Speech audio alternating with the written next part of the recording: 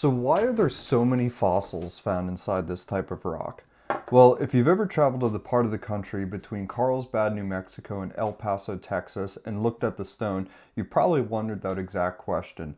Well, today on Stones of America, we're diving all into the geology, history, and modern uses of West Texas limestone.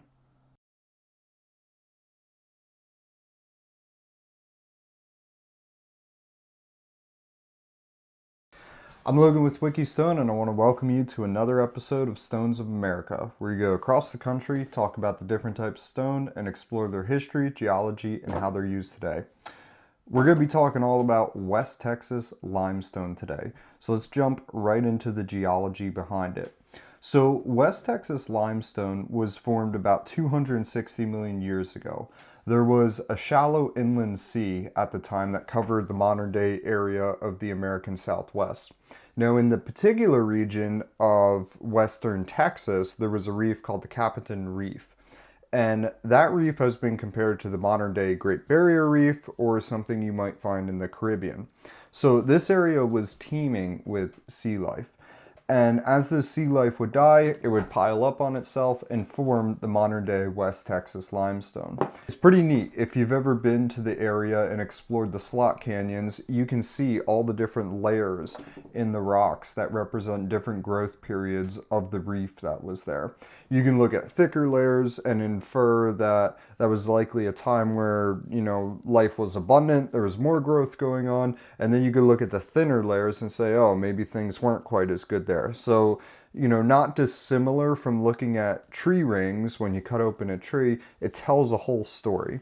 So it's a pretty special stone for those reasons. Now let's talk a little bit about the history of West Texas limestone.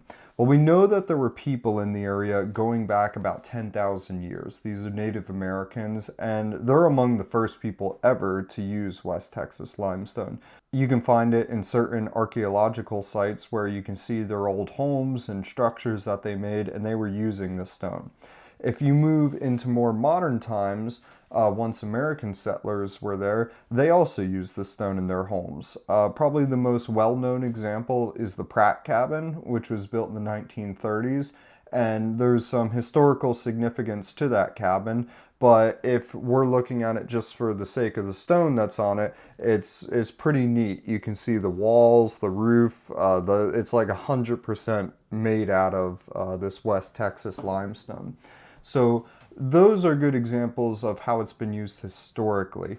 It hasn't been shipped all over the country and used in a bunch of different applications like certain other stones, i.e. Indiana limestone or Vermont marble. But, it was used a lot by the locals, and there still is a historical value there. So moving into modern day, you see West Texas limestone mostly used in a landscape application. There's several quarries in the region, and they'll pull it out and sell it for flagstone, steps, wall stone, outdoor application stone. That's what it's most commonly used for. It also has an industrial purpose. It's used a lot for making cement and road base and things of that nature.